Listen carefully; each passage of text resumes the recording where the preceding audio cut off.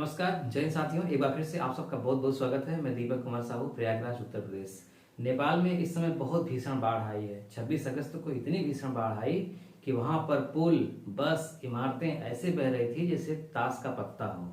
हिमालयी क्षेत्र में पूरा नेपाल बसा हुआ है। कहा जा रहा है कि प्रकृति का ये प्रकोप है और प्रकृति का प्रकोप मानवीय हस्तक्षेप के कारण ज्यादा हो रहा है। वर्तमान में मौसम चक्र बहुत बिगड़ चुका है। तो क्या ये प्रकृति की एक चेतावनी है मनुष्य के लिए, जो अभी बहुत छोटी घटना है, भविष्य में बहुत बड़ी घटना हो सकती है आखिर, या फिर प्रकृति की ही वजह से ऐसा हुआ है, इसमें मानव का कोई हस्तक्षेप नहीं है। तो आज हम इसकी बात करेंगे, आपको विस्तार में बताएंगे। बहुत छोटा सा वीडियो है, पूरा देखिएगा। इन्हीं कारणों की हम चर्चा करेंगे कि नेपाल में इतनी भीषण बाढ़ आखिर आई कैसे, इसकी वैज्ञानिक व्याख्या करेंगे। तो एक छोटा सा चित्र है, इसमें सारी बात स्पष्ट लिखी गई है। समय बचाने के लिए हमने ऐसा किया है। इसमें सारी बात है स्पष्ट, एक एक पॉइंट। पहला, दूसरा, ऐसे ऐसे यहाँ पे 6 रीजन बताए गए हैं जो इतनी ज्यादा विनाशकारी बाढ़ आई है। और इस बाढ़ में नेपाल ही नहीं, भारत के भी बहुत सारे नागरिक मारे गए हैं और हजारों की संख्या में लापता है। इसलिए ये बहुत बड़ी त्रासदी है। पहला इसका रीजन क्या है? ऊंचाई पर ग्लेशियर का हिस्सा टूटा। देखिए, हिमालय पूरा क्षेत्र ऊंचाई पर तो बसा है, पूरा हिमालय पर ही नेपाल बसा हुआ है। नेपाल में जो हिमालय की सबसे ऊंची चोटी है एवरेस्ट, वो नेपाल में ही है। आप जानते हैं 8,848 मीटर। तो दुनिया का सबसे ऊंचा पर्वत पर बसा हुआ देश खतरे में तो है ही। भूकंप के जोन में भी आता है। तो भूकंप भी आते रहते हैं, ग्लेशियर हैं टूटते रहते हैं, बरसात होती रहती है। बहुत प्राकृतिक आपदाओं से ये मारा गया है बेचारा। तो पहला रीजन क्या है इसका कि ऊंचाई पर ग्लेशियर का हिस्सा टूट गया। हिमालय का जो सबसे ऊपरी हिस्सा है वहां पे ग्लेशियर होता है। ग्लेशियर आप जानते हैं, पत्थर जिसमें पानी है, वो पिघल जाता है या फिर टूट जाता है। पिघलेगा तो पानी बन के नीचे आएगा और वही पानी नदियों के माध्यम से आता है। जैसे हमारी गंगा यमुना नदियां क्या है, ग्लेशियरों का पिघला हुआ पानी ही है। हालांकि बाद में नदियों में बहुत सारी उसकी सहायक नदियां मिलती हैं तो बड़ा विशाल रूप ले लेती हैं, लेकिन शुरुआत में ग्लेशियर का ही पानी है। हिमालय नदियों से जो भी हिमालय नदियां निकलती हैं। तो ऊंचाई पर जो ग्लेशियर का हिस्सा है वो क्या हो गया, अचानक टूट गया। अब क्या होगा समझिएगा।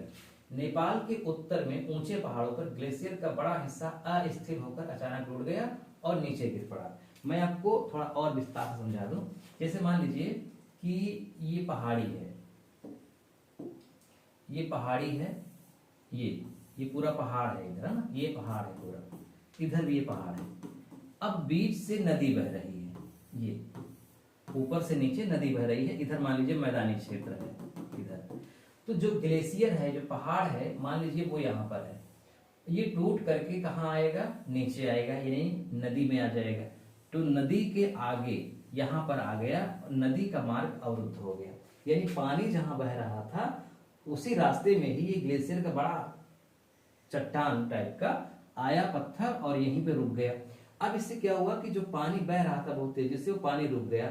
थोड़ा ही पानी निकलने लगा सकरे रास्तों से, बाकी बड़ा पानी अवरुद्ध हो गया। अब ये पानी यहीं पे जमा होने लगा।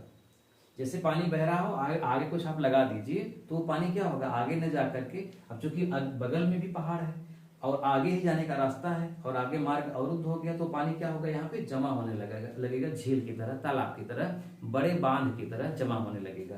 तो ये बड़ा विशाल पानी यहाँ पर जमा हो गया।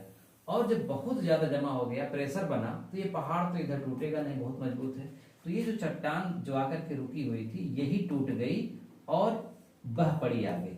तो जब अचानक टूट पड़ी तो इसके पीछे जो पानी था विशाल मात्रा में, वो इस पूरे मलबे को लेकर के आगे बढ़ गया।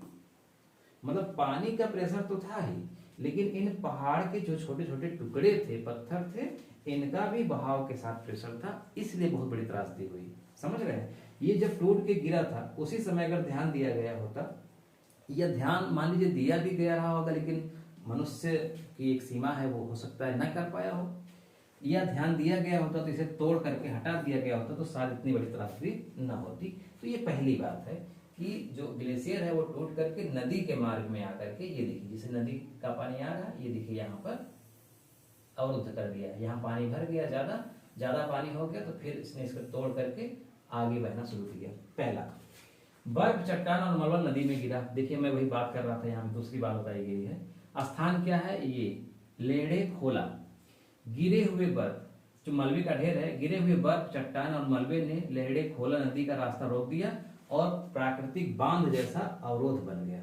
मैं अभी जो बात आपको बताया वही बात है। तीसरी बात, पानी जमा होने लगा। पानी यहाँ जमने लगा। कहाँ जमने लगा? जैसे नदी आ रही थी, ये देखिए आगे रुक गया है, तो यहाँ पानी जमा होने लगा। तो अवरोध बनने से नदी का पानी पीछे की ओर जमने लगा और पानी का स्तर लगातार ऊपर उठता गया। फिर क्या होता है? अचानक अवरोध टूटा। कुछ समय बाद यह प्राकृतिक बांध अचानक टूट गया और जमा हुआ पानी एक साथ बहुत तेज रफ्तार से नीचे की ओर दौड़ पड़ा। फिर क्या हुआ? तेज रफ्तार में पानी और मलबा नीचे आया। दोनों पत्थर जो अवरोध था वो भी पानी एक साथ आ गया। तो पानी अपने साथ भारी मात्रा में मिट्टी, बड़े पत्थर, पेड़ और अन्य मलबा लेकर आया और रास्ते में पुल, सड़क, घर और दूसरी संरचनाएं बहा दी। अब यहाँ पे देखिए, इसका असर भारत पर भी है, क्योंकि भारत से जो मतलब बहुत सारी नदियां ऐसी हैं जो हिमालय से निकल करके भारत में भी आती है। जैसे गंडक नदी, गंडक नदी का हिमालय में कुछ दूसरा नाम है, लेकिन जब भारत में वो आती है तो गंडक नदी हो जाती है। और गंडक नदी आप जानते हैं बहुत ही हमेशा हर साल बाढ़ का कारण बनती है। इसीलिए नेपाल से जो सटे हुए जिले हैं, उत्तर प्रदेश के 7 जिले नेपाल से सटे हुए हैं, तो जो उत्तर दिशा में है, जैसे सहारनपुर है, पीलीभीत है, वहां खतरा नहीं है। लेकिन इधर जो महाराजगंज, कुशीनगर वाले जिले हैं, इधर पूर्व दिशा वाले, पूर्व उत्तर के कोने वाले, इनमें खतरा है। तो यहाँ पर हाई अलर्ट जारी किया गया है और बहुत सारे गांव खाली कराए जा रहे हैं, क्योंकि और तेजी से भी और पानी आ सकता है। तो इसका असर भारत पर भी है। त्रिशूल नदी, भोट कोसी नदी, लेहड़े खोला, ये सारी नदियां यहाँ पे हैं। नारायणी नदी, गंडक नदी बिहार में बहती है। तो इसका मुख्य कारण क्या है कि ऊंचाई पर ग्लेशियर का टूटना, नदी का अवरुद्ध होना और पानी का जमा होना, प्राकृतिक बांध का अचानक टूटना और मलबे के साथ तेज बाढ़ आना, पहाड़ी इलाकों की सकरी घाटियां जिसमें पानी का वेग बहुत बढ़ गया है। ठीक है, ये इसका मुख्य कारण है। अब कारण तो समझ में आ रहा है कि ठीक है, नेपाल पहाड़ों पर बसा हुआ है, ग्लेशियर टूटा और आकर के नदी के मार्ग में रुका और ऐसा ऐसा हुआ। लेकिन इसमें मानव का क्या रोल है? मानव का रोल ये है कि मनुष्य इस समय प्रकृति का भक्षक बन गया है। एक समय में प्रकृति का मित्र था, यानी जितना वो पैदा, जैसे पाषाण काल की हम बात करेंगे तो जितना वो पैदा करता था उतना खाता था, यहाँ तक कि उसके खाने के लिए भी उतना पैदा नहीं कर पाता था, प्रकृति पर डिपेंड था। उस समय प्रकृति के साथ मनुष्य का बहुत अच्छा तालमेल था, कोई समस्या नहीं थी। बाद में क्या होता है कि मानव उपभोक्ता तो था ही, मतलब वो अधिशेष उत्पादन करने लगा। अधिशेष उत्पादन का मतलब होता है कि जितना हम खा रहे हैं उससे ज्यादा हम पैदा कर ले रहे हैं। तो जो अधिशेष मतलब जो आपकी आवश्यकता से ज्यादा था उसे वो रखने लगा। अब उसे रखने के कारण ये पूरा विकास हुआ है, बहुत सारी चीजें हुई हैं, लेकिन बहुत समस्या थी नहीं। लेकिन जब औद्योगिक क्रांति होती है, प्रदूषण बढ़ने लगता है, तब मौसम चक्र बिगड़ना शुरू हुआ। जैसे अंधाधुंध जो खुदाई हो रही है कोयले की, पेट्रोलियम निकाला जा रहा है अंधाधुंध, ये बहुत खतरनाक है। और जो ओजोन परत जो छिद्र है वो हो गया है, किसके कारण? आप जानते हैं कार्बन डाइऑक्साइड की मात्रा बढ़ गई है। तो प्रकृति का जो इतनी तेजी से संसाधनों का उपभोग मनुष्य करने लगा है, एकाएक प्राकृतिक चीजों के साथ खिलवाड़ करने लगा है, इसलिए प्रकृति का चक्र जो है वो बिगड़ गया है। अनियमित वर्षा हो रही है, समय से वर्षा नहीं हो रही है, लेट में पानी बरसना शुरू होता है। मौसम विभाग भविष्यवाणी करता है कि इस साल बरसात बहुत कम होगी, लेकिन पता चला कि इस साल तो बरसात सबसे ज्यादा हो गई। यही तो था हमारे उत्तर भारत में। मौसम विभाग ने कहा था कि पानी बहुत कम बरसेगा, सूखा पड़ेगा। शुरुआत में ऐसा दिखा भी, लेकिन बाद में क्या है, इतना पानी बरसा, पिछले 10 दिन से रोज पानी बरस रहा है और उस बरसात के कारण पूरा उत्तर भारत, प्रयागराज पूरा भरा हुआ है। आप समझिए, तो घोषणा कुछ और होती है, हो कुछ और जाता है। इसका रीजन यही है कि जो चक्र है वो बिगड़ गया है। प्रकृति ये आगाह कर रही है, रुको और जाओ सिग्नल की तरह। टेलर का एक सिद्धांत है भूगोल में, रुको और जाओ। जैसे ट्रैफिक पर एक पुलिस होती है, ट्रैफिक की पुलिस, जैसे रास्ता है, ये देखिए ये रास्ता है, चौराहा, ये 4 रास्ता है। अब यहाँ पर ट्रैफिक है, तो ये क्या करती है, जब इधर से गाड़ियां आ रही होती हैं, इधर से गाड़ियां आ रही होती हैं, तो यहाँ पे जो सिग्नल है, जो पुलिस वाला है, वो इन गाड़ियों को रोक देता है, इन गाड़ियों को रोक देता है, कहता है अभी आप रुके रहिए, ये जा रही है। फिर इधर से जब गाड़ियां बंद हो जाती हैं तो इधर से शुरू होता है, तो फिर वो इधर की गाड़ियों को रोक देता है। तो बत्तियां हैं, लाल बत्ती, नीली बत्ती, लाल बत्ती, पीली बत्ती, हरी बत्ती, है ना। कितनी बत्तियां हैं? लाल बत्ती होती है, बड़ा महत्व है इनका, मैं आपको बता रहा हूं, थोड़ा सा रुकिए। लाल बत्ती, पीली बत्ती और हरी बत्ती। हरी बत्ती, अगर लाल बत्ती जल गई यहाँ पे तो क्या होगा? इसका मतलब ये होगा, अगर इधर लाल बत्ती जल गई है तो इन गाड़ियों को तुरंत रुक जाना है, 1 भी इंच आगे नहीं बढ़ना है। तो अभी लाल बत्ती प्रकृति ने नहीं जलाया है, बात समझिएगा। मतलब अभी आप उपयोग कर सकते हैं। जैसे अभी प्रकृति ने जलाया है पीली बत्ती, जब पीली बत्ती जलती है तो पीली बत्ती का मतलब होता है कि आप रुक जाओ, लेकिन बिल्कुल मत रुको, धीरे धीरे चलते रहो। अगर इधर से साधन नहीं जा रहे हैं तो आप क्रॉस कर सकते हो। पीली बत्ती का मतलब ये हुआ, मतलब सावधान हो जाओ, अलर्ट हो जाओ, देख लो कोई एक्सीडेंट ना हो। और हरी बत्ती अगर जल रही है इसका मतलब आपको रुकना नहीं है, आपको अपने हिसाब से चले जाना है।